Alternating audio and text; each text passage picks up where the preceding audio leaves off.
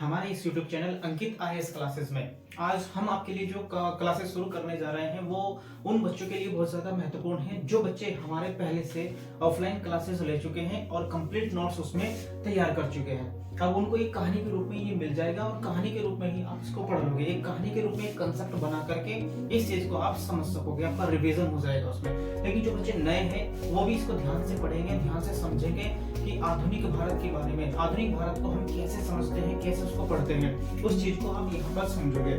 क्योंकि उसमें हम आपको एक मैप के द्वारा इस चीज को समझाने जा रहे हैं कि आपको कैसे आधुनिक भारत के बारे में जानकारी मिलनी चाहिए और आपके माइंड के अंदर उसकी जो फोटो है वो कैसे बन जाए। ठीक है, तो उसको ध्यान में रखते हुए ही हम आपको आज इसकी क्लास कराएंगे। ठीक है, तो देखो सबसे पहले आपको आधुनिक भारत के बारे में पढ़ना है। आधुनिक भारत का इतिहास, आधुनिक भारत का जो इतिहास है वो हम कैसे पढ़े, किस तरह से उसको समझे, तो वो हम आपको यहाँ पर बताएंगे। ठीक है, देखो यहाँ पर अब सबसे पहले आपको समझना है कि आधुनिक भारत होता क्या है। आपसे पूछ ले कि आधुनिक का मतलब ही क्या होता है। आधुनिक भारत, अगर आपसे पूछे कोई आधुनिक भारत क्या होता है, तो यही बात है। देखो आधुनिक भारत का मतलब ये होता है कि कुछ नए आविष्कार होना, कुछ नया इन्वेंशन होना, पुनर्जागरण होना, रेनेसेंस कहते हैं जिसको, पुनर्जागरण होना, प्रबोधन होना, नई नई खोजें होना। तो इसका मतलब होता है कुछ स्पेसिफिक फीचर्स का प्रारंभ हो जाना। तो यही आपका आधुनिक कहलाता है। आधुनिक का मतलब, तो ऐसा आधुनिक भारत हमने इसको क्यों कहा, क्यों आधुनिक भारत का इतिहास कहा जाता है। तो इस समय में कुछ ऐसी घटनाएं हुई होंगी जो कुछ नई होंगी, पूरी तरह से स्पेसिफिक होंगी, पुनर्जागरण की तरह वर्क किया होगा। तो इस तरह से क्या है उसके बारे में हम आपको बताएंगे। ठीक है, देखो आधुनिक भारत के बारे में अब सबसे पहले ये माना जाता है कि हमारे यहाँ यूरोपियों का आगमन हुआ। तो भारत में सबसे पहले यूरोपियों का आगमन हुआ। अब यूरोपियों का आगमन क्यों हुआ, कैसे हुआ, ये आपको जानना बहुत जरूरी है। क्योंकि हर चीजों के कुछ ना कुछ कारण होते हैं। अब उन कारण को समझकर ही आप कुछ कर सकते हैं। रटने वाला के यहाँ पर जो यूरोप है और इधर एशिया है। अब इस यूरोप में और यहाँ पर इतना जो क्षेत्र है आपका, ये वाले क्षेत्र पर पूरी तरह से रोमनियों का साम्राज्य था, जिसे आप रोम साम्राज्य के नाम से जानते थे। इसे हम रोमन साम्राज्य के नाम से भी जाना जाता है। तो ये रोमन साम्राज्य था आपका। अब रोमन साम्राज्य यहाँ पर कुछ पश्चिमी यूरोप में था और कुछ एशिया में था पश्चिमी। ठीक है, तो इस तरह से इसे मिलाकर के पूरी तरह से ये रोमन साम्राज्य था आपका। ठीक है, अब रोमन साम्राज्य में हुआ क्या, लगभग 477 एडी के लगभग की बात है। अब 477 एडी में हुआ क्या कि यहाँ पर आपका जर्मनी है, ये रहा जर्मनी। और इस जर्मनी ने इधर का जो आपका रोमन साम्राज्य था दो हिस्से कर देते हैं। ठीक है, जैसे आपका ये हो गया भाई आपका, ठीक है, इधर का ये पश्चिमी रोम, ये आपका पश्चिमी रोम, और इधर का पूर्वी रोम, पूर्वी रोम। ये दो हिस्से थे इसके। अब इन दो हिस्सों में होता क्या है कि यहाँ पर जो जर्मनी के आक्रमणकारी थे, जर्मनी के आक्रमणकारी, क्योंकि यहीं पर है आपका जर्मनी। अब जर्मनी के जो आक्रमणकारी थे उन्होंने इस वाले हिस्से पर आक्रमण कर दिया पूरी तरह से। इस वाले हिस्से पर पूरी तरह से जब वो आक्रमण कर देंगे तो उसके बाद यहाँ पर तहस नहस कर दिया जाता है और अपना कब्जा कर लिया जाता है। तो जर्मनियों ने यहाँ पर पूरी तरह से इस वाले हिस्से पर यानी पश्चिमी रोम पर अपना पूरी तरह से अधिकार कर लिया, अपने अंडर में ले लिया, इसको इस पर कब्जा कर लिया पूरी तरीके से। तो यानी कि रोमनियों का साम्राज्य यहाँ से समाप्त हो गया। अब रोमन के पास बचा क्या, केवल पूर्वी रोम। पूर्वी वाले हिस्से पर रोम वाले केवल अपना अधिकार रखते थे, वहां पर ही शासन करते थे। अब ये पूरी तरह से 477 एडी में क्या हो गया, समाप्त हो गया रोमन वाला हिस्सा। अब इसके बाद लगभग माना जाता है कि इतने के बाद 1000 वर्ष बाद पूरे 1000 वर्ष पूरे होंगे। अब 1000 वर्ष के बाद लगभग 1453 की बात आती है, 1453 में।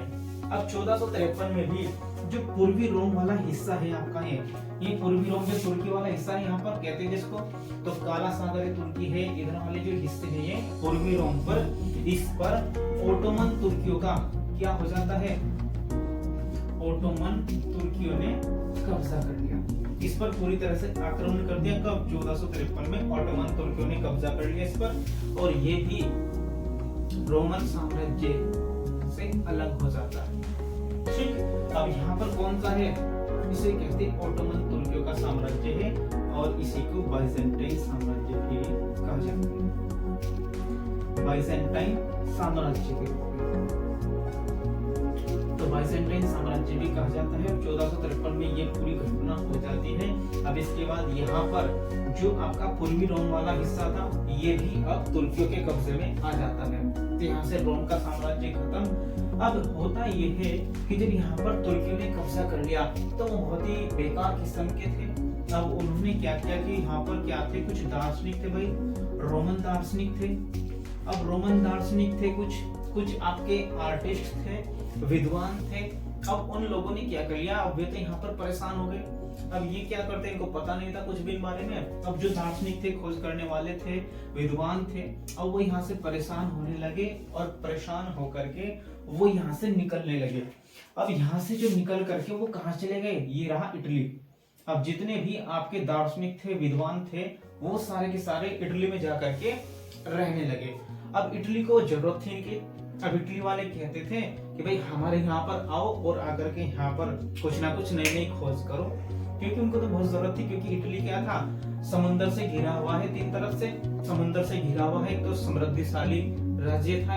अब समृद्धिशाली राज्य होने के साथ साथ उसे तो जरूरत थी कि हमारे यहाँ कोई विद्वान आए, दार्शनिक आए और नई खोज करे, तो इसको तो बहुत जरूरत थी। अब इसी कारण उसने इनको शरण देनी शुरू कर दी कि भाई सारे के सारे जो दार्शनिक हैं, जो तुर्कियों के कब्जे से निकल करके यहाँ पर आना चाहते हैं, तो यहाँ पर आकर के बस सकते हैं। तो वे बसने लगे बेचारे, आकर के रहने लगे। अब जब वो यहाँ पर रहने लगे, अब उनके अंदर कुछ ना कुछ खोज करने का दिमाग चलने लगा। अब कुछ ना कुछ खोज करने, भाई दार्शनिक थे, अब दार्शनिक तो कुछ ना कुछ करेंगे, खोज भी करेंगे, तो उसी आधार पर इन्होंने खोज करनी शुरू कर दी। ठीक है, अब होता क्या है कि जब ये 1453 की घटना हुई, इसके कारण कुछ घटना घटने के कारण कुछ बातें ऐसे निकल करके सामने आती हैं कि कुछ नई खोजें सामने आई। अब सबसे पहला काम जो होता है इस घटना से कि आपका जो भौगोलिक खोजें शुरू हो जाती है। क्या होगा इससे कि भौगोलिक जो खोज है वो शुरू होना स्टार्ट हो जाएगी। अब देखते हैं उसमें थोड़ा सा आप समझेंगे। देखो, अब भौगोलिक खोजें जो शुरू होंगी आपकी, अब इसमें माना जाता है कि जो 1453 की घटना है, इस 1453 की घटना ने क्या किया, अब इसी के कारण कुछ आपके एक सबसे पहले भौगोलिक खोजें शुरू हुई। जियोग्राफिकली खोज, इसका मतलब है भौगोलिक खोज का कि कोई ये देश खोज रहा, किसी ने अमेरिका को खोज कर दी, किसी ने ऑस्ट्रेलिया की खोज कर दी, किसी ने भारत की खोज कर दी, इस तरह से इसे कहते हैं भौगोलिक खोज। तो भौगोलिक खोज होनी शुरू कब हुई? 1453 के बाद। अब 1453 के बाद ये खोजें होंगी शुरू, भौगोलिक खोजें। अब दूसरा है पुनर्जागरण,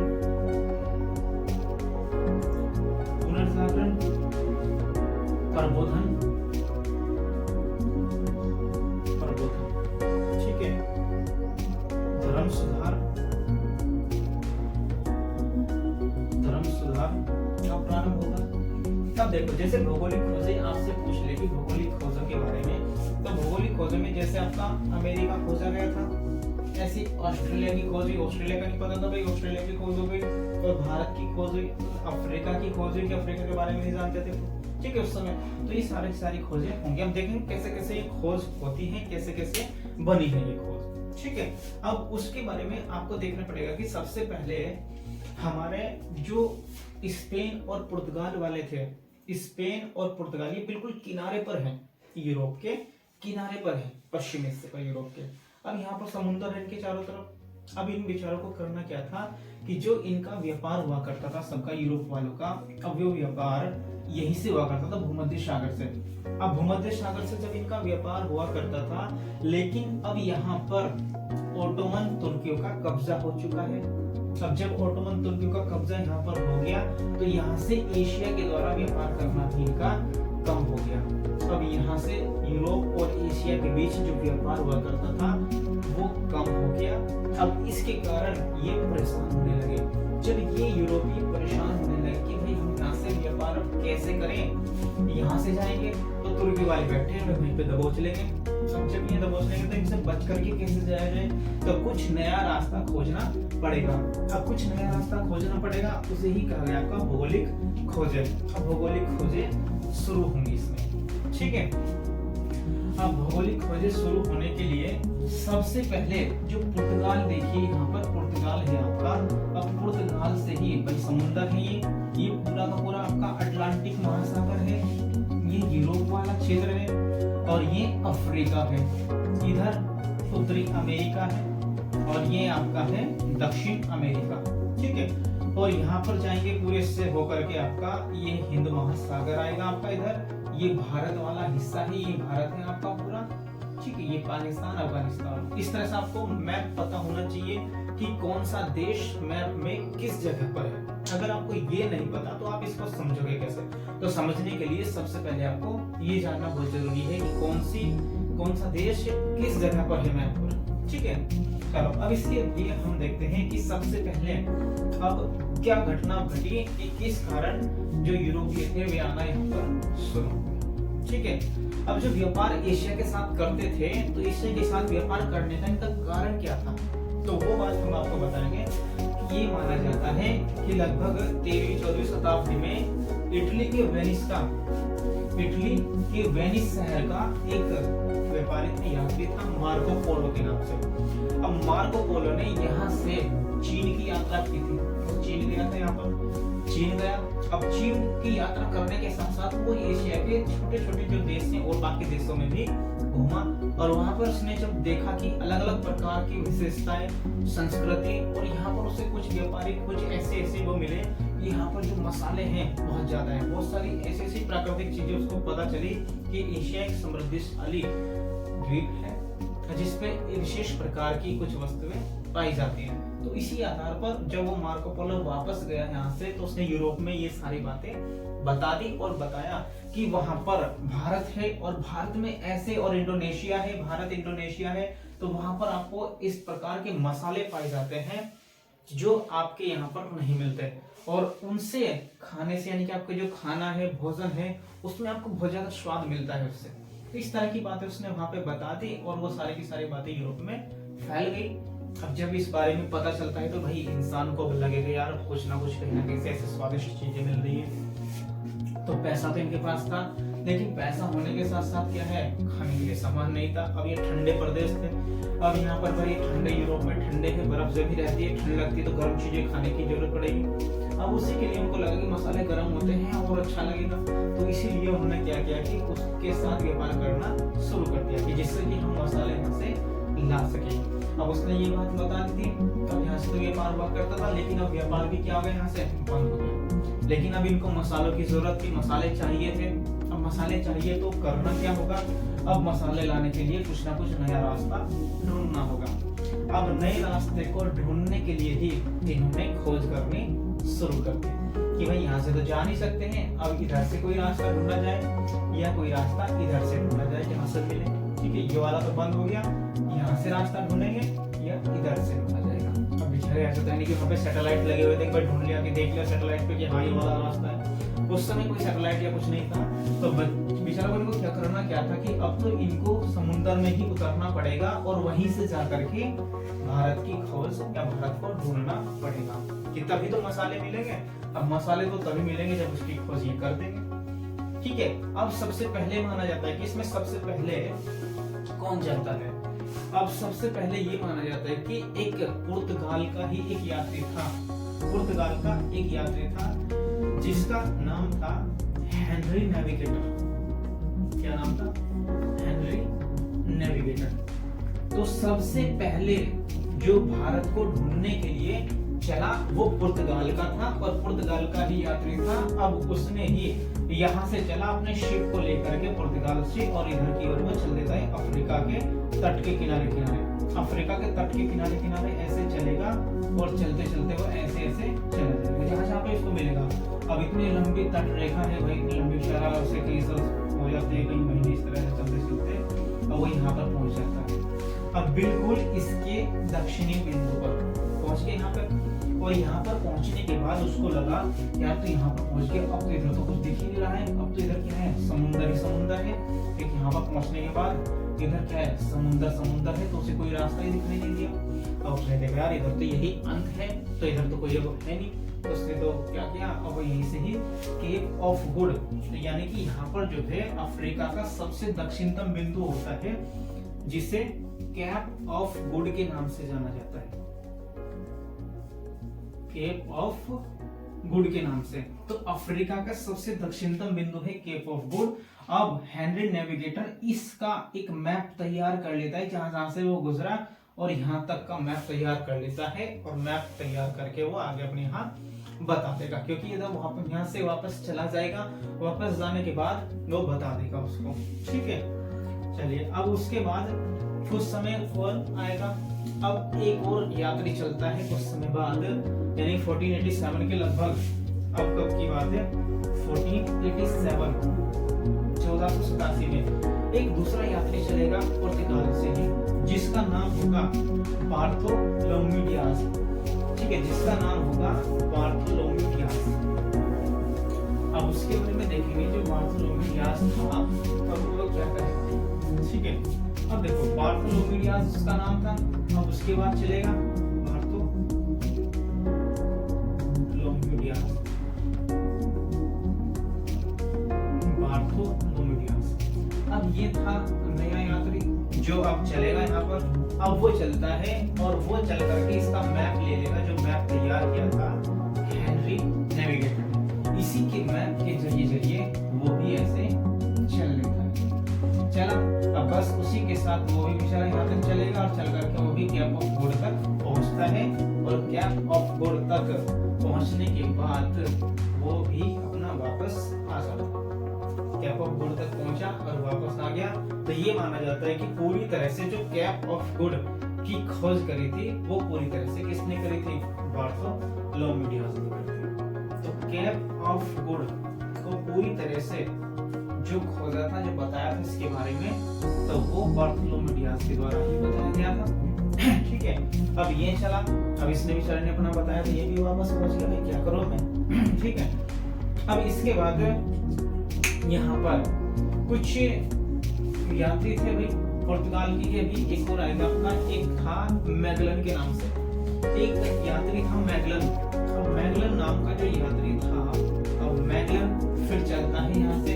वो देखा कि यार इधर तो कुछ मिला नहीं, तो वो थोड़ा सा इधर को चला, और इधर की ओर चलते चलते वो दक्षिण अमेरिका के थोड़े नीचे चला गया, और यहाँ पे पहुंचते हुए प्रशांत महासागर में वो पहुंच जाता है। यहाँ से चलेगा और चलते चलते चलते यहाँ से होते हुए प्रशांत महासागर में पहुंच जाएगा। और यहाँ पर एक जल संधि, एक रास्ता मिलता है, उसी रास्ता था यहाँ से गुजरने का उसे, तो उसी रास्ते को इसने एक नाम दे दिया, अपने ही नाम पर जो नाम दिया गया उसे मैगलन जल संधि कहा गया। तो इसी के नाम पर मैगलन जल संधि थी, तो मैगलन जल संधि भी इसी के नाम पर रखी गई थी। ठीक है, मैगलन जल संधि भी जो बनाई जाती है यहाँ पर, तो वो इसी के द्वारा ही बताई गई थी। जब ये प्रशांत महासागर में पहुंच गया, तो प्रशांत महासागर में बहुत बड़ा महासागर था, तो जितना बड़ा महासागर है उतना ही शांत रहता है, तो आवाज कम होती है उसमें। तो उसी आधार पर इसने इसका नाम प्रशांत महासागर रखा था, पैसिफिक ओशियन इसका नाम रखा गया था इसी के आधार पर, क्योंकि बहुत बड़ा था ये महासागर, और बड़ा होने के साथ साथ ये शांत रहता था, इसमें कोई ऐसी हलचल आवाज नहीं आती थी। ठीक है, तो इसी के आधार पर अब आपका मैगलन भी चला गया। लेकिन अब लगा स्पेन वालों को, तो भाई स्पेन भी यहीं पर था, स्पेन वालों को लगा कि यार ये पुर्तगाली तो क्या कर रहे हैं, ज्यादा ही आतंक मचा रहे, जहाँ देखे वहां पर खोज करने लगे, अब हमारे से कुछ हो नहीं रहा। तो यहाँ देखे यहाँ पर पहुंच गए, कोई यहाँ पर पहुंच करके इसकी खोज कर दे, कोई इधर को चला गया, तो इस तरह से खोज करते जा रहे। लेकिन अब स्पेन वालों को लगा कि यार हमारे यहाँ से तो कोई ऐसा नाम कर नहीं रहा, कोई निकल नहीं रहा, तो इन्हें देखा यार कुछ ना कुछ तो तुम भी नाम करो। अब उसी के लिए इन्होंने भी, स्पेन वालों ने ऐसा करा कि यहाँ से अपने यहाँ जो इटली है, इटली में एक था आपका एक यात्री था नाविक, क्योंकि नाविक थे भाई जो समुद्र में चलते थे अपने शिप को लेकर के, तो नाविक थे जो जिनको यानी कि आपके समुद्र के बारे में जानकारी थी कि कहाँ पे कैसे चला जाता है, वो नाविक थे। अब इसी में ही उसका नाम था आपका कोलंबस। कोलंबस नाम का एक आपका यात्री था, नाविक था, जो इटली का था। अब स्पेन के द्वारा कोलंबस को स्पॉन्सर किया जाता है, स्पॉन्सर करेंगे और स्पॉन्सर करने के साथ उसको कहा जाता है कि भाई तुम हमारे लिए भारत को ढूंढोगे कि भारत किस जगह पर है, तो हमारे लिए ढूंढो, हम आपको इतना पैसा देंगे।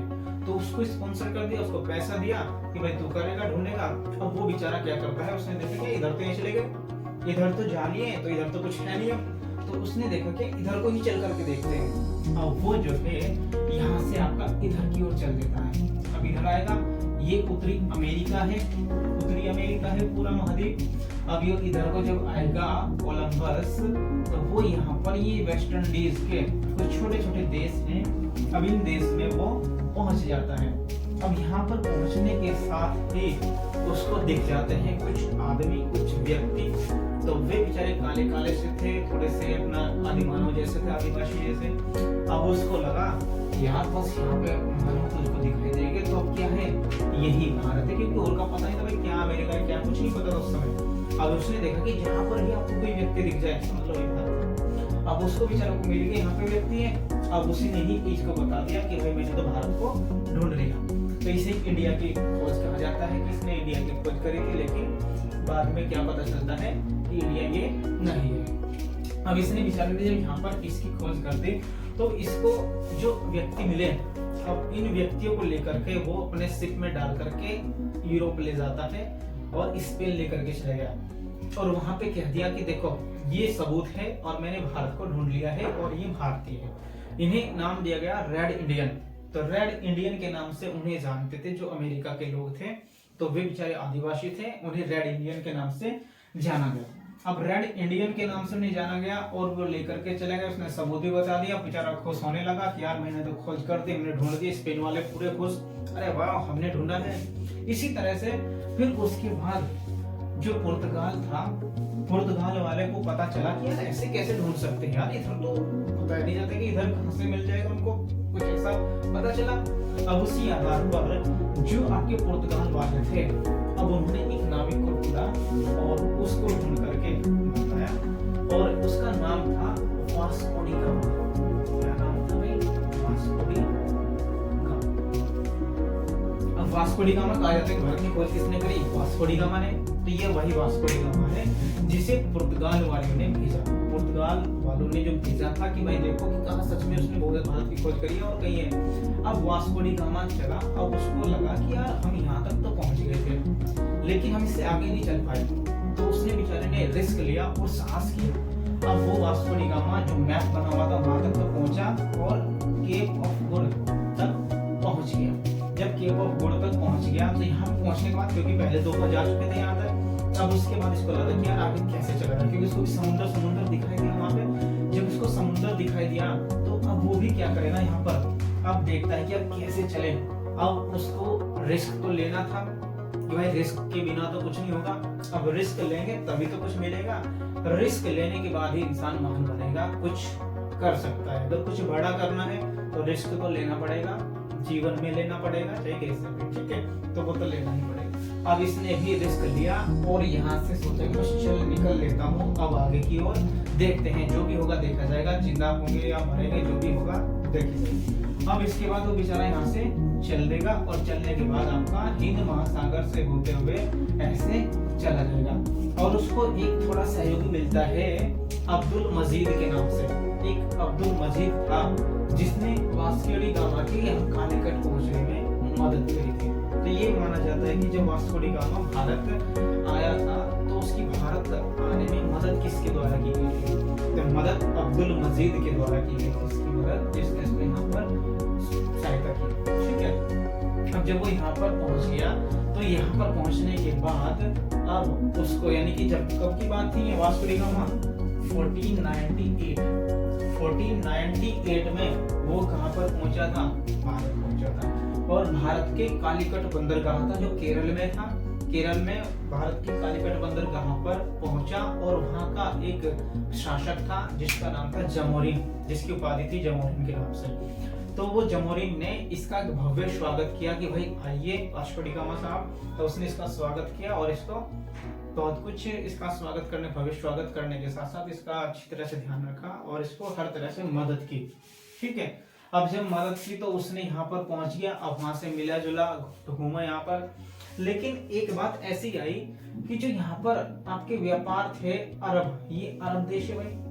अब अरब देश वाले भारत के साथ यहीं से व्यापार कर लेते थे, उनको थोड़ी दिक्कतें नहीं होती थी बिल्कुल भी, तो भाई आसानी से कर लेते थे, थोड़ी दूरी थी अपना। तो इसी के साथ जब ये व्यापार करते तो इनको आसान था।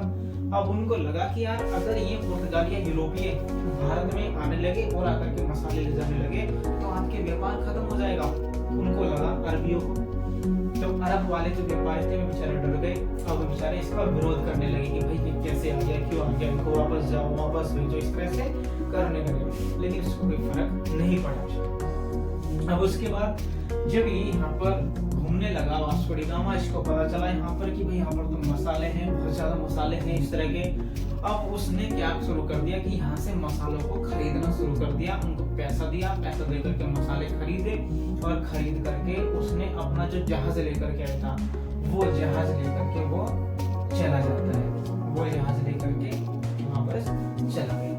अब वो जहाज लेकर के मसाले भर के अपना पुर्तगाल चला गया। अब जाने के बाद उसको पता चला कि यहाँ पर जो है इतना मुनाफा लेकर के आया कि जितना उसने पूरा खर्च किया था अपना सामान, यानी कि पैसा खर्च किया था सामान खरीदने में, आने जाने में, जितना भी खर्च हुआ उसका, अब उसके 60 गुना उसने यहाँ पर मसालों को बेच करके लाभ कमा लिया। तो कितना लाभ कमाया उसने? 60 गुना लाभ कमाया कुल खर्चे का उन मसालों को बेच करके। अब इस आधार पर वो क्या हो गया, वहां पर सबसे अमीर हो गया। वो तो रातों रात, यानी कि कहते हैं कि रातों रात अमीर हो जाना, रातों रात अरबपति बन जाना। तो इसी तरह से वो भी क्या बन गया, रातों रात अरबपति बन गया। यानी कि गया और आया। कुछ समय बाद जो उसके जानने वाले थे उन्होंने देखा यार कैसे ये तो जल्दी एकदम अमीर हो गया, अभी तो हमारे साथ घूमता फिरता था वैसे ही है आवाराओं की तरह, अब क्या बन गया, तो बड़ा अरबपति बन गया। अब उनको भी लगा चले कि कैसे बना। अब जब वो बन गया तो उसके जो कई साथ वाले थे जानने वाले, उनको भी लगा कि यार जैसे ये बना है तो ऐसा देखते हैं कि हम भी करके देखते हैं। अब बेचारे वे चले। अब उन्होंने देखे भारत गया था, अब भारत से यार मसाले लेकर के आया तो इसने उनको बेच कर कितना लाभ कमाया। अब बेचारे इसके बाद एक दूसरा जो पुर्तगाली आएगा जिसका नाम था अल्वारेज कैब्राल। क्या नाम था उसका? अल्वारेज कैब्राल के नाम से था। अल्वारेज कैब्राल था जो 1500 ईस्वी में भारत की यात्रा पर जाता है। वह कब जाएगा? 1500 ईस्वी में।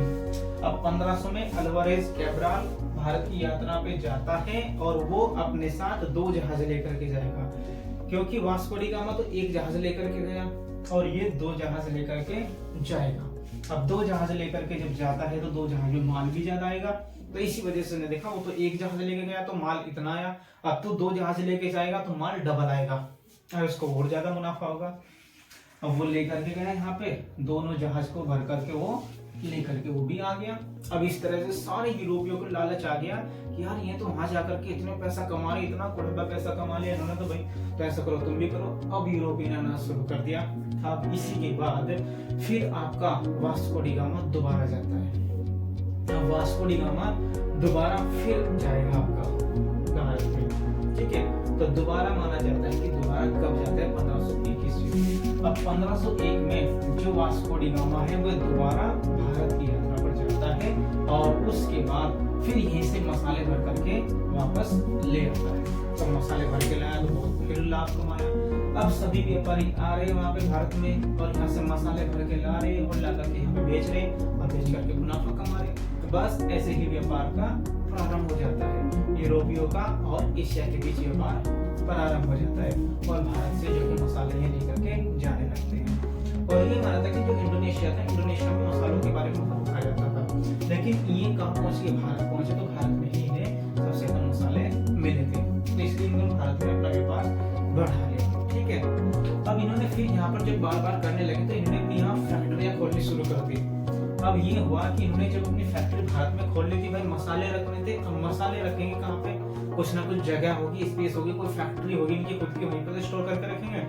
अब उसी लिए इन्होंने अपनी यहाँ पे फैक्ट्रियां खोलनी शुरू कर दी। सबसे पहले इन्होंने जो है पुर्तगालियों ने अपनी फैक्ट्री खोली, कहाँ पर खोली भाई? 1502 ईस्वी में कालीकट में सबसे पहली फैक्ट्री खोली इन्होंने।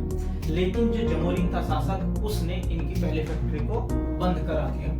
अब इसके बाद 1503 में दूसरी फैक्ट्री कोचीन में खोलते हैं। केरल के अंदर कोचीन है, तो दूसरी फैक्ट्री कोचीन में खोलेंगे 1503 में। वो चल जाएगी पूरी तरह से, वो स्टोर होंगे। अब जो भी माल पुर्तगाली खरीदते थे वो माल वहां पर स्टोर करके रख लिया जाता था, और जब भी पानी इनके जहाज यूरोप जाते थे तो उसमें सामान को भर करके, माल को भर करके भेज दिया जाता था। अब स्टोर करने की समस्या की खत्म हो चुकी थी। अब इसके बाद कन्नूर में इन्होंने दूसरी फैक्ट्री खोली 1505 में।